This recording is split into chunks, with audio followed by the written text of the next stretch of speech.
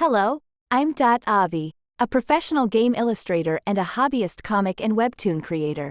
A lot of artists may find paneling a tedious or even frustrating task that they just need to get over with somehow.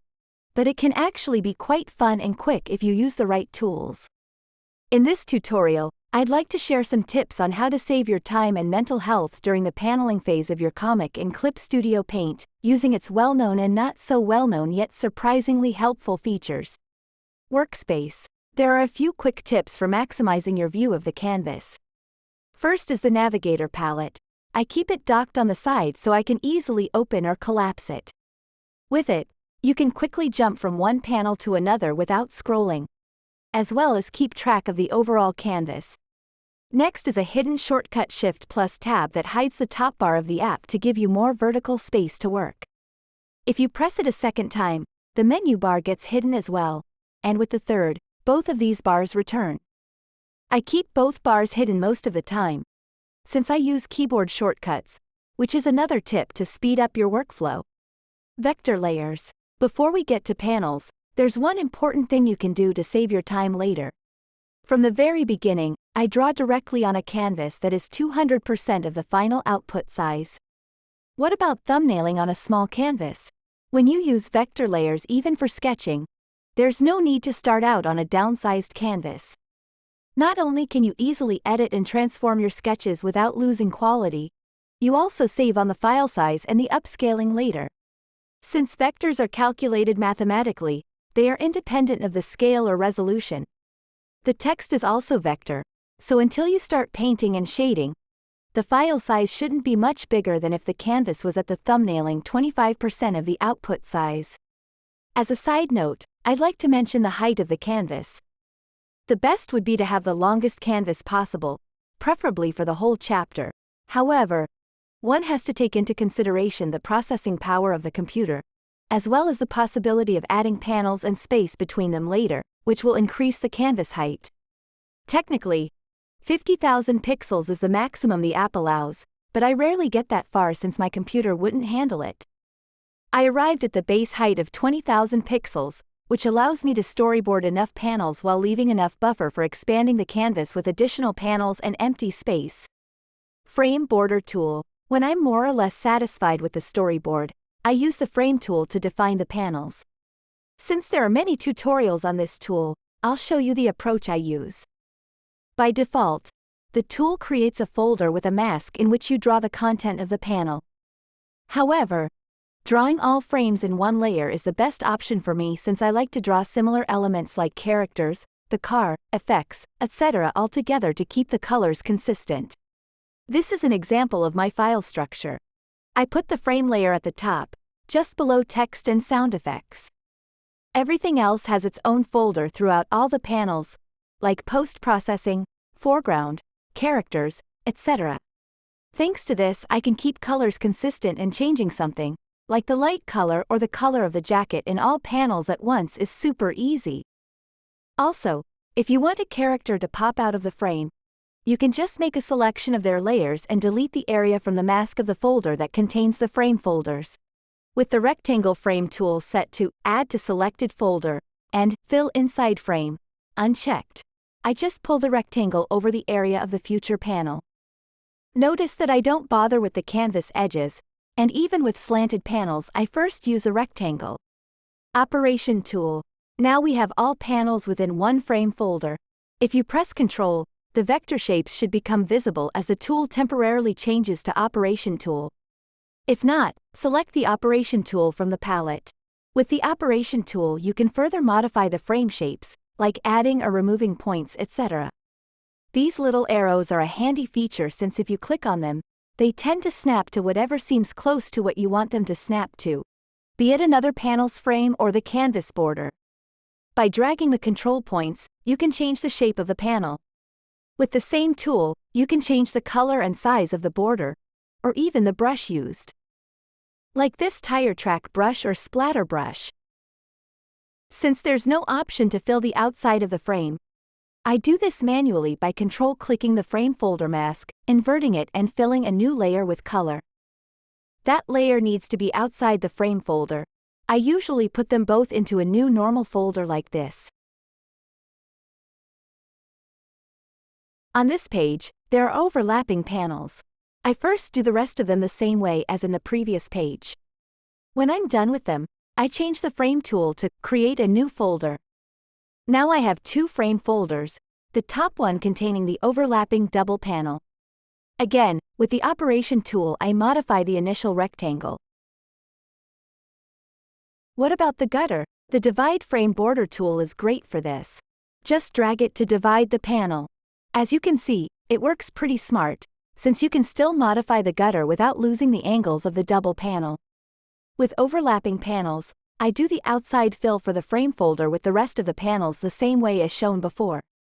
Then I Control-click the overlapping folder mask and use it as a mask containing the other frame folder and the fill. With inverting the mask, the panels are done.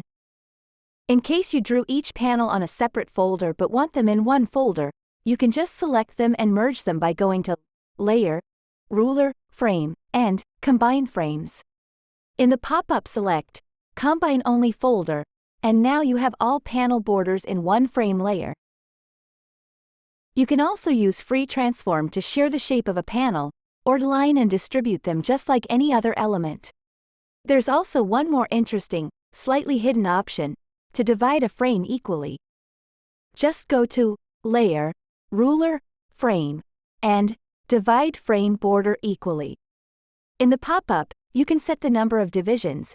Now we only need 2. Since frame borders are basically vector lines, you can also modify them with the correct line tools. You can use the control point with the Adjust Line Width option to change line thickness. Clicking a control point and dragging to the right makes the line thicker, while dragging to the left makes it thinner. With this tool, you can add a 3D feeling to your panels.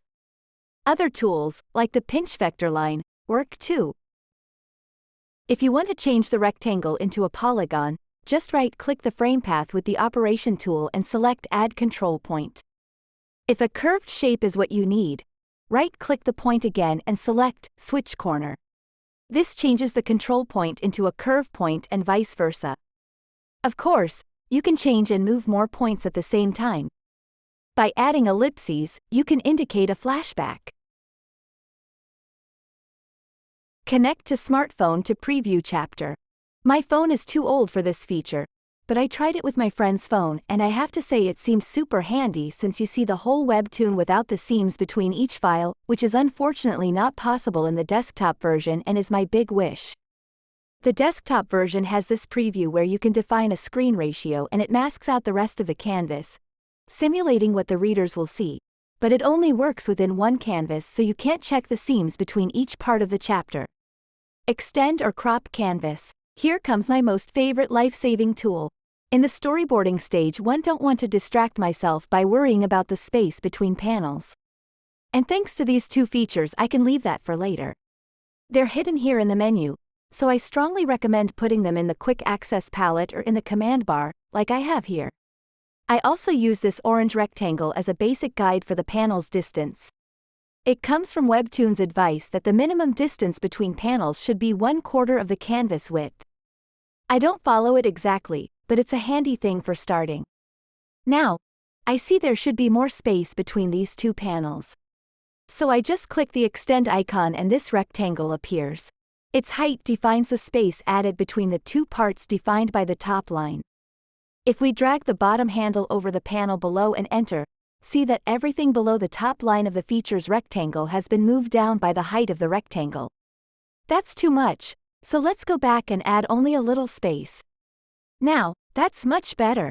On the contrary, the crop tool deletes everything within its defined rectangle, and all elements below move up. Ingenious, right? Both tools are very easy to work with and everything is undoable. You just have to pay attention not to place the top line of the extend rectangle where you don't want things cut, because that's where the new space is added. File objects and layer comps. This tip may seem out of place, but I believe knowing you can make backgrounds much more easily can significantly change your decisions about panel sizes and positions. If you have recurring elements in your comic, even if they aren't the same every time, make the most of the layer comps. For example, most of this chapter takes place in snowy mountains at night. It would be a pain to copy, paste and modify the background in every panel. Instead, I first painted this separate file object where I more or less finished all the planes. Notice these 3 things about this file. First, I left out the falling snow, since it would be weird if the snowflakes were always in one place. Second, the colors are left slightly desaturated, giving me a lot more freedom for color and light adjustments in each panel to fit the exact atmosphere. Third, the canvas size is bigger and the planes are outstretched vertically, meaning I can change the zoom or even perspective by moving and scaling each plane. You can see I initially copied the main panels that use this background from the storyboard and stacked them to figure out the best base layout of the planes and the canvas size. When I'm finished with the painting, I set up layer comps for each of the planes. I found it best to set up several groups of layer comps, usually one group with general planes, like the whole sky, background, middle ground and foreground. Then another one where each element, like the layers of clouds, moon, or tree groups in the foreground have their own separate layer comp. And last, specific layer comps like versions with shadows on and off or what I'm going to use as masks. Now, you can just link the file as a file object into your panels by going to File, Import and Create File Object. It may look weird at first, because, by default, file objects keep their background color and the last layer comp you left it with. In the Tool property, Rendering Settings, uncheck Draw Paper, and then in the Layer Comps menu select whichever layer comp you want visible.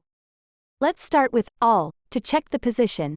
You can see the file object extends way beyond the canvas, which gives me space to play the planes to fit the panel's needs. After duplicating the file object layer and setting layer comps for each element you need in the panel, move them around and transform them to fit the perspective of the panel. Since file objects are not raster layers, you can transform them again and again without them losing quality.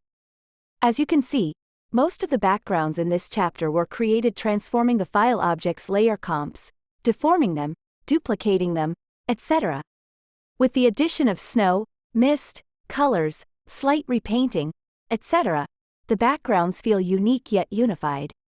Of course, there are panels where the background needs to be dimmed or reduced to color gradients, but thanks to file objects all of our panels can feel rich. And the best thing is that you can make edits in all panels using the file object in one go. For example, there was a tree that felt like it was floating, so I just erased it in the original file object and it disappeared in all the places where it was visible. Thanks for watching, and I hope these tips give you a boost to enjoy creating comics even more.